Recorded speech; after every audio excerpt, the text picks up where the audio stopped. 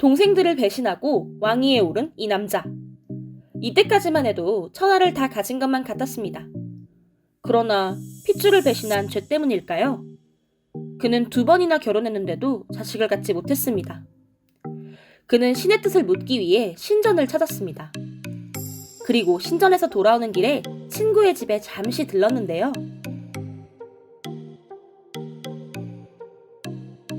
바로 이 친구의 집에서 돌이킬 수 없는 참사가 일어납니다.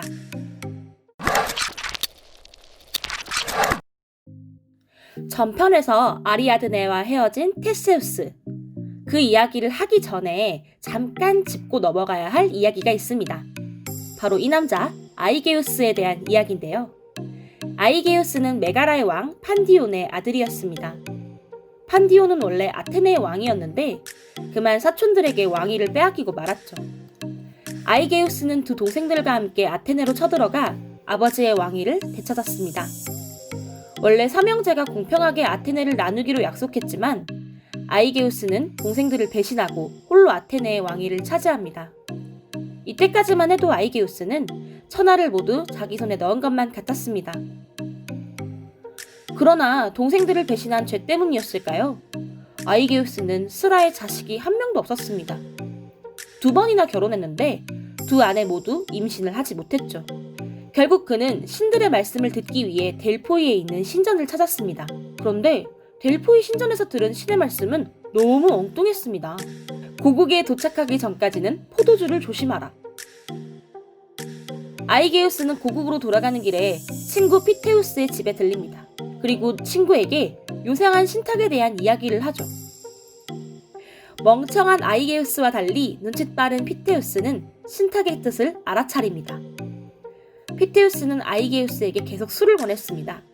설계에 걸려든 아이게우스는 만취해버렸죠. 다음날 아이게우스는 필름이 끊겼습니다. 근데 옆을 돌아보니 친구 딸이 아이게우스는 피테우스에게 줘 터질 각오를 합니다. 그런데 이게 웬일입니까? 피테우스가 인자하게 웃고 있는 게 아니겠어요? 뭔 영문인지 모르겠지만 그래도 책임은 져야 하니까. 아이게우스는 큰 바위 밑에 증표를 남겨놓고 나중에 아들이 태어나면 저 바위 밑에 있는 증표를 찾아 나한테 찾아오라 하시오 라는 말을 남기죠. 아니 애가 딸이면 어쩌려고. 아이게우스가 떠난 뒤 피테우스의 딸은 아들을 낳습니다. 그 아들이 바로 테세우스였죠. 장성한 테세우스는 아버지가 숨긴 증표를 찾아냅니다. 증표는 바로 검과 신발이었죠. 피테우스는 아버지를 찾으러 가는 테세우스에게 안전한 바닷길로 갈 것을 권유했지만 테세우스는 외할아버지의 충고를 무시하고 땅길을 선택하죠. 외할아버지의 충고대로 테세우스는 수많은 악당들과 마주치게 됩니다.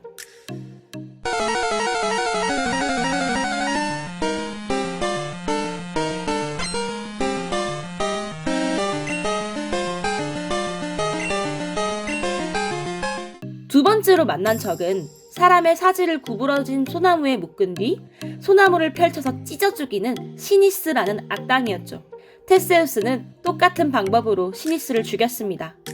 가는 길에 멧돼지 하나 잡아주고요.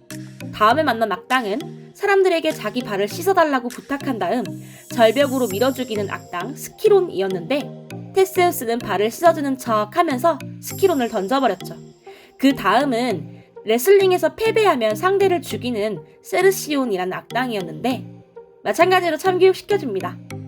이렇게 가는 길마다 악당을 처치하고 돌아다니니 제 아무리 테세우스여도 피곤할 수밖에 없죠. 그런 그에게 프로크루스테스라는 사람이 나타나 자기 집에 묵고 가라고 하는데요. 프로크루스테스는 맛있는 음식에 푹신한 침대까지 대접하며 손님을 극진히 모셨죠. 그런데 침대에 눕자마자 사람이 돌변합니다. 프로크루스테스는 손님이 침대보다 키가 크면 다리를 잘라버리고 침대보다 키가 작으면 다리를 늘려버리는 방법으로 손님을 살해하는 침대 관공이었습니다. 이렇게 다른 사람의 생각을 자신의 기준으로 재단하는 독단을 흔히 프로크루스테스의 침대라고 합니다. 이번에도 테세우스는 프로크루스테스를 참교육시켜줍니다. 이렇게 가는 곳마다 피를 본 테세우스는 자신의 죄를 속죄하기 위해 여장을 합니다. 지나가는 사람들이 그 꼴을 보고 놀리자 소를 냅다 던져버리죠. 이렇게 겨우겨우 아버지를 만났는데 아버지에게는 이미 부인과 아들이 있었습니다. 심지어 아버지의 부인은 그 무시무시한 마법사 메데이아였죠. 메데이아는 테세우스를 죽이기 위해 사람들을 해치고 다니는 마라톤의 황소를 퇴치하고 오라고 시키는데요. 이 소, 어딘가 낯익지 않으신가요? 전편에서 왕비 파시파에야 바람난 그 소! 네, 그 소입니다. 포세이돈의 저주로 난폭해진 소는 여기저기서 사람들을 죽이고 있었죠. 물론 이번에도 테세우스는 가뿐하게 소를 죽여버립니다. 테세우스의 힘을 실감한 메데이아는 그대로 튀튀해버리고 테세우스는 나라를 구한 영웅이 되었습니다. 이렇게 영웅 테세우스는 천년만년 행복하게 살 줄 알았는데 이 기세를 몰아 테세우스는 미노타우루스도 죽여버리기로 합니다. 중간에 결혼을 약속한 아리아드네를 디오니소스에게 뺏긴 것만 빼면 완벽하다고 생각했는데 그가 깜빡 잊은 것이 또 있었습니다. 출항 전 아이게우스는 테세우스에게 살아서 돌아오면 배에 흰 돛을, 그렇지 않으면 검은 돛을 달아라 이렇게 말했는데 여친 뺏긴 슬픔에 젖어있던 테세우스가 이 약속을 깜빡 잊은 겁니다. 멀리서 검은 돛을 단 배를 본 아이게우스는 아들을 잃은 슬픔에 바다에 몸을 던져 자결합니다.